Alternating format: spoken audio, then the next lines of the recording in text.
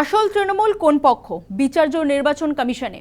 তার আগে আসলের দাবিতে কোন্দল বাড়ছে কালীঘাটপন্থী তৃণমূল ও বিদ্রোহী তৃণমূলের মধ্যে। নিম্ন আদালতের নির্দেশের কপি দেখিয়ে ঋতব্রত শিবিরের দাবি, আমরাই আসল তৃণমূল। সুর চড়ালো কালীঘাটপন্থী তৃণমূলও।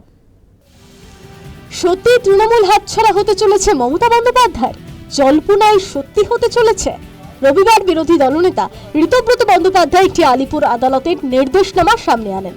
জানান, দলীয় কর্মীদের করা মামলার ভিত্তিতে আলিপুর আদালত অরূপ রায়ের নেতৃত্বাধীন দলকেই আসল তৃণমূলের স্বীকৃতি দিয়েছে আদালত।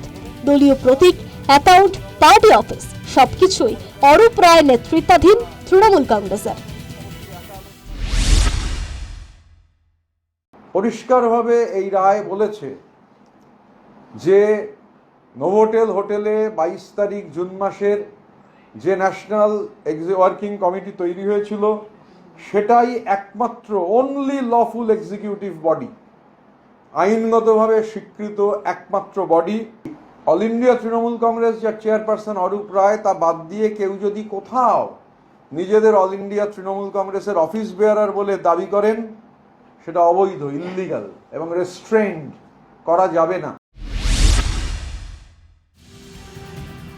রাজনৈতিক মহল স্মরণ করিয়ে দিচ্ছে, সম্প্রতি কলকাতা হাইকোর্ট কালীঘাটপন্থী তৃণমূলকে ব্যাংক অ্যাকাউন্ট ব্যবহারের নির্দেশ দিয়েছিল। দল কার দখলে তা নিষ্পত্তির দায় ঠেলে দিয়েছিল নির্বাচন কমিশনের ওপর। বস্তুত ঋতব্রত বন্দ্যোপাধ্যায় নিম্ন আদালতের যে নির্দেশের কথা বলছেন তা 7 জুলাইয়ের। আর কলকাতা হাইকোর্ট কালীঘাটপন্থী তৃণমূলকে ব্যাংক অ্যাকাউন্ট ব্যবহার সম্পর্কিত এবং দলের দখল সংক্রান্ত নির্দেশ দিয়েছে গত 9 তারিখ। কলকাতা হাইকোর্টের নির্দেশ থাকার পরে নিম্ন আদালতের এমন রায় নির্দেশ কতদূর কার্যকর তা নিয়ে বড়সড় প্রশ্ন উঠছে। কলকাতা হাইকোর্টের আগে যে নির্দেশ দিয়েছে নিম্ন আদালত, তার কি আদৌ আর বৈধতা রয়েছে?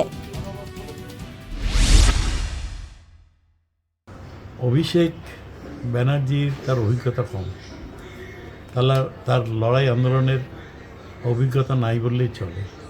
তার সাথে এই যে আইপ্যাডটা ছোট ছোট বাচ্চা ছেলেরা ভিন রাজ্য থেকে এসছে। আমার যেটা মনে হয়, অভিষেককে যদি রাজনীতির অঙ্গন থেকে সরিয়ে দিতে পারে দিদি, তাহলে আবার সব নেতারাই দিদির পাশে দাঁড়াবে।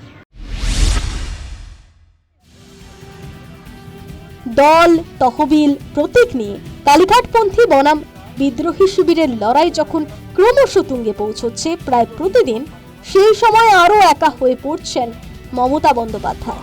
বিদ্রোহী বিধায়করা শনিবারই অনুব্রত মণ্ডলকে নিজেদের শিবিরে টানতে সমর্থ হয়েছে। বীরভূম জেলা সভাপতির দায়িত্ব দেওয়া হয়েছে মমতা বন্দ্যোপাধ্যায়ের প্রিয় কেষ্টকে। রবিবার কালীঘাটের সঙ্গে দূরত্ব বাড়িয়ে ঋতব্রত শিবিরে নাম লেখালেন রাজ্যের প্রাক্তন মন্ত্রী রবীন্দ্রনাথ ঘোষ। আইপ্যাক অভিষেক বন্দ্যোপাধ্যায়কে নিয়ে উগড়ে দিলেন ক্ষোভ। এক্স পার্টি অর্ডার পাস হয়েছে, যেটাতে প্রাইমা ফেসি প্রথম দিন একটা ইন্টারিম অর্ডার পাস করা যায়। কোর্টের সেই অধিকার আছে, সেই কোর্টের কাছে গেলে সেই ইন্টারিম অর্ডার পাস হয়। সেই ইন্টারিম অর্ডার পাস হয়েছে, এটা নিয়ে নেসেসারি অ্যাকশন নেওয়া হবে। একটা বিভ্রান্তি সৃষ্টি করার চেষ্টা করা হচ্ছে এই আইনের কথা বলে, এই কোর্টের অর্ডারের কথা বলে। এটা একটা জাজমেন্ট নয়, এটা কোনো ফাইনাল অর্ডার নয়। এটা ঋতব্রত ব্যানার্জিরা অন্য লোককে দিয়ে করিয়ে নিজেরা বেনিফিট নেওয়ার চেষ্টা করছেন। ও কখনো এসিআর কাছে গিয়ে বেনিফিট নেওয়ার চেষ্টা করছেন, কখনো আলিপুর কোর্টের কাছে গিয়ে বেনিফিট নেওয়ার চেষ্টা করছেন। ওনারা নিজেরা দিগ্ভ্রান্ত, তাই তৃণমূল কংগ্রেসের লোকেদেরও দিগ্ভ্রান্ত করার চেষ্টা করছেন আইনের মারপ্যাচের মধ্যে দিয়ে। বিদ্রোহী শিবিরে যোগ দিয়ে অভিষেক বন্দ্যোপাধ্যায়কে নিয়ে কিছু না বললেও আইপ্যাককে নিয়ে ক্ষোভ উগড়েছেন অনুব্রত। জঘন্য প্যাক, আমি তো বললাম জঘন্য আইপ্যাক নয়, জঘন্য প্যাক। ঋতব্রত তৃণমূল দল করতো, ঋতব্রত যখন আইএনটিসি প্রেসিডেন্ট ছিল গোটা রাজ্যে, তো ওর সঙ্গে আমার রেগুলার কথা হতো। এক সময়ের মমতা ঘনিষ্ঠ একের পর এক তৃণমূল নেতা বিদ্রোহী শিবিরে। এই অবস্থায় বিদ্রোহী শিবিরে ঢোকার চেষ্টা করছিলেন পানিহাটির প্রাক্তন বিধায়ক নির্মল ঘোষ। তবে ঋতব্রত শিবিরে ব্যাপারে শনিবারই নিজেদের অবস্থান স্পষ্ট করে দিয়েছিল। রবিবার ফের একবার অবস্থান স্পষ্ট করে ঋতব্রত বন্দ্যোপাধ্যায় বুঝিয়ে দিলেন, দরজা বন্ধই নির্মল ঘোষের জন্য। নির্মল ঘোষের সঙ্গে আমাদের কোনো ধরনের যোগাযোগ নেই। আমাদের স্কিম অফ থিংসের পরিকল্পনায় দূর দূরান্ত তক, মাইল মাইল তক নির্মল ঘোষের কোনো সম্পর্ক নেই।